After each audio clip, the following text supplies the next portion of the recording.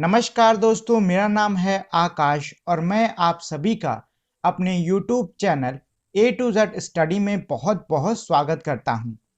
और आज की क्लास में मैं आपको पढ़ाऊंगा कक्षा 5 हिंदी व्याकरण में भाषा, लिपि और व्याकरण। तो इसमें पहले हम लोग भाषा को पढ़ लेते हैं और इसके बाद में व्याकरण को पढ़ लेंगे। तो भाषा भाषा वह साधन है जो हमारे विचारों को दूसरों तक पहुंचाने और उन्हें समझाने में सहायता दे। मतलब ये है कि भाषा हमारा एक ऐसा साधन होता है जो कि हमारे विचारों को और हमारी बातों को किसी दूसरे तक पहुंचाने में, मतलब किसी दूसरे से संपर्क करने में हमें सहायता दें।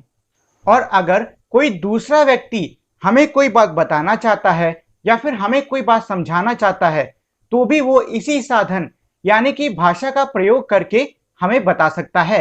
मतलब ये है कि भाषा हमारा एक ऐसा जरिया है जो हमें एक दूसरे से संपर्क करने में सहायक होता है।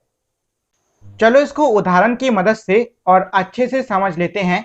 जैसे कि देखिए, अभी आप लोग इस वीडियो को देख रहे हो, मतलब ये है कि अभी आप लोग अपने फोन या कंप्यूटर में किसी में ये जो मेरी वीडियो है इसको देख रहे होगे और वीडियो में मैं आपको मेरी आवाज आ रही होगी और साथ ही में स्क्रीन पे कुछ लिखा भी होगा।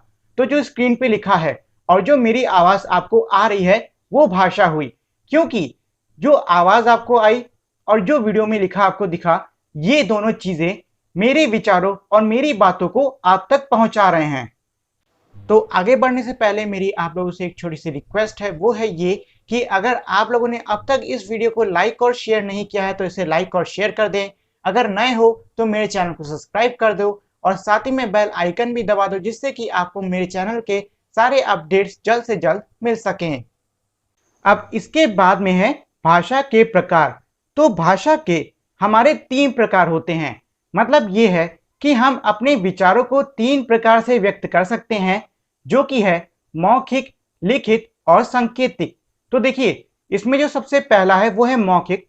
जब हम अपने विचारों को बोलकर व्यक्त करें, मतलब ये है कि जब कोई व्यक्ति अपने विचारों को बोलकर व्यक्त करता है तो उसे हम मौखिक भाषा कहते हैं। जैसे कि मैं आपको अभी पढ़ा रहा हूं, तो मैं कैसे पढ़ा रहा हूं, बोल बोल के पढ़ा रहा हूं कि नहीं पढ़ा रहा हूं, तो ये मौखिक भाषा का एक उदाहरण हो गया। इसी तरीके से मान लो आप कोई गाना सुन रहे हो या फिर किसी से कोई कहानी सुन रहे हो, तो वो भी मौखिक भाषा का उदाहरण हो जाएगा। इसके बाद में है लिखित भाषा, यानी कि वो भाषा जो कि लिख के व्यक्त की जाए। मतलब जब हम अपने विचारों को लिख कर व्यक्त करें, मतलब ये है कि जब कोई व्यक्ति अपने विचारों को लिखकर व्यक्त करता है तो वो लिखित भाषा हो जाती है।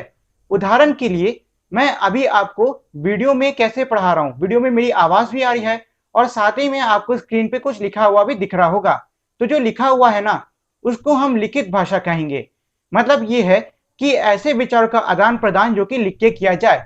उदाहरण के लिए मान लो किसी ने आपको पत्र लिखा, मतलब कोई लेटर लिखा, तो लेटर लिखित होता है कि नहीं होता है। इसी तरीके से अखबार आप पढ़ते हो, उसमें जो सूचना, जो घटना होती है वो सब भी तो लिखित होती है। तो ये सब हो गए हमारे लिखित भाषा के उदाहरण। इसके बाद में है सांकेतिक भाषा, जो कि इसका तीसरा और आखिरी प्रकार है।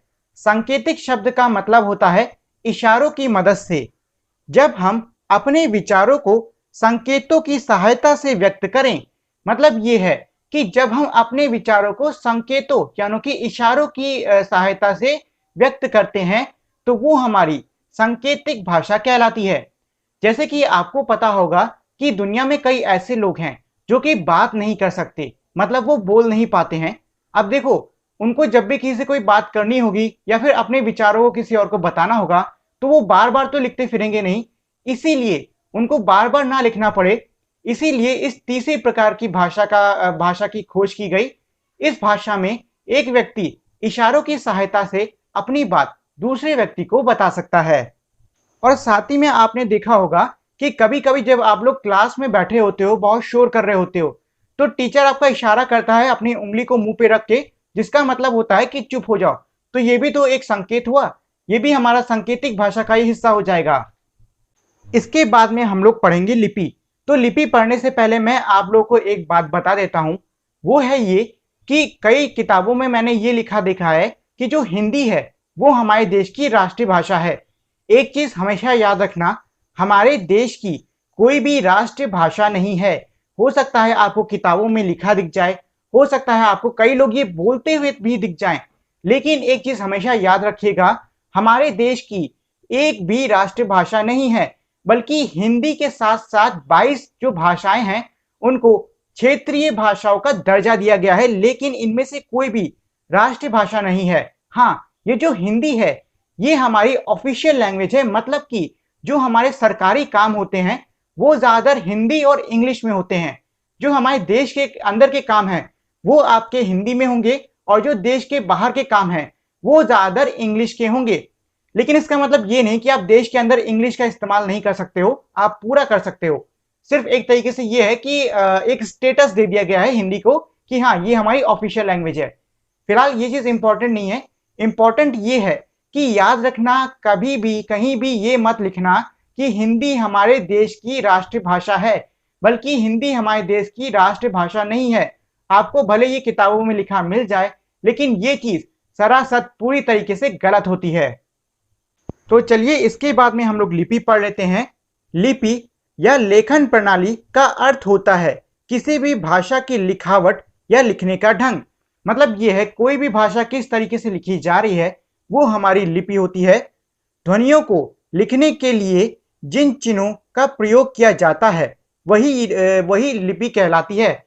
मतलब यह है कि जो हमारी ध्वनियां हैं, ध्वनियां यानी कि जो हम लोग मुंह से बोलते नहीं है, इसमें मैंने बोल दिया आ का पा, या फिर मैं बोल रहा हूं आकाश, तो इसमें 3 ध्वनि आ रही ना, आकाश। तो ये जो 3 ध्वनियां है ना, इनको जो लिखने का तरीका है वही हमारा लिपि कहलाता है। मतलब ये है कि कोई भी भाषा, उसको जो लिखने का तरीका होता है वो हमारा लिपि कहलाता है।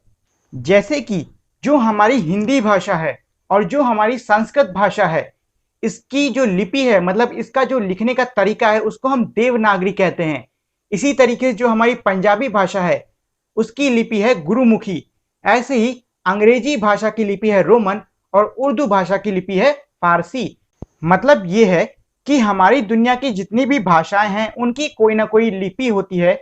मतलब ये है कि हर भाषा का लिखने का कोई ना कोई तरीका होता है। तो ये तो थी हमारी लिपि, और लिपि के साथ में जो हमारा भाषा वाला हिस्सा था वो खत्म हो गया। आइए इसके बाद में हम लोग व्याकरण के बारे में भी थोड़ा सा पढ़ लेते हैं। तो व्याकरण वह विद्या है जिसके अंतर्गत बोलचाल और साहित्य में प्रयुक्त भाषा के स्वरूप, उसके गठन, अवयवों तथा प्रकारों, उनके पारस्परिक संबंधों और रचना विधान तथा रूप परिवर्तन का विवेचन किया जाता है। मतलब यह है कि जो हमारा व्याकरण होता है वो एक ऐसी विद्या होती है जिसके अंदर जो भाषा हम लोग बोलते हैं या फिर जिस भाषा का हम लोग प्रयोग करते हैं उसका स्वरूप, मतलब वो भाषा कैसी है ये पढ़ते हैं। उसका गठन यानी कि उस भाषा को कैसे बनाया जाता है ये पढ़ते हैं। अवयवों तथा प्रकारों, मतलब उस भाषा के अंगों और उसके प्रकारों के बारे में पढ़ते हैं। और साथ ही में जो उसके पारस्परिक संबंध यानी कि जो उस भाषा के सहायक होते हैं उन सब के बारे में, तथा रचना विधान यानी कि वो भाषा किस तरीके से बनाई गई है उसके बारे में, और साथ ही में रूप परिवर्तन, मतलब उस भाषा को दूसरी भाषा में कैसे परिवर्तन करते हैं उसके बारे में पढ़ते हैं। मतलब ये है कि व्याकरण हमारी एक ऐसी विद्या होती है जिसके अंदर हम लोग किसी भी भाषा के बारे में सब कुछ पढ़ते हैं। मतलब ये है कि हम व्याकरण के अंदर ये पढ़ते हैं कि उस भाषा को कैसे बनाया जाता है, उस भाषा का दूसरे से क्या संबंध है, उस भाषा के क्या प्रकार हैं, उस भाषा के क्या अंग हैं, और अगर हम उस भाषा को दूसरी भाषा में बदलना चाहें तो हम कैसे बदलेंगे। तो इन सभी चीजों की पढ़ाई को, मतलब इन सभी चीजों की विद्या को हम व्याकरण कहते हैं। जैसे कि आप हमारे इस हिंदी व्याकरण को ही ले लो, तो हिंदी व्याकरण के अंदर हम क्या पढ़ते हैं, हम हिंदी के बारे में पढ़ते हैं कि नहीं पढ़ते हैं। हम ये पढ़ते हैं कि किसी के नाम को हम संज्ञा कहेंगे, संज्ञा के स्थान में प्रयोग हुए वाले शब्द हमारे सर्वनाम हो जाएंगे, वो शब्द जो विशेषता बताए संज्ञा सर्वनाम की वो विशेषण होंगे। मतलब ये है कि हम हिंदी भाषा के बारे में पढ़ रहे हैं और उसके अंगों के बारे में पढ़ रहे हैं कि नहीं पढ़ रहे हैं। तो हमारी कोई ऐसी विद्या या फिर हमारी ऐसी पढ़ाई जो कि हमें किसी भाषा के बारे में और अच्छे से जानकारी लेने में सहायता करे। मतलब ये है कि एक ऐसी विद्या, एक ऐसी पढ़ाई जो कि किसी भाषा के बारे में हमें और बताए, तो वो हमारी व्याकरण कहलाती है। तो इसी के साथ में हमारी आज की क्लास यहीं पे ख़त्म होती है। और अगर आप लोगों ने अब तक मेरी इस वीडियो को लाइक और शेयर नहीं किया है तो इसे लाइक और शेयर कर दें, और अगर आप मेरे चैनल पे नए हो तो इसे सब्सक्राइब भी कर दें। तो मिलते हैं हम अब अगली वीडियो में, तब तक के लिए नमस्कार।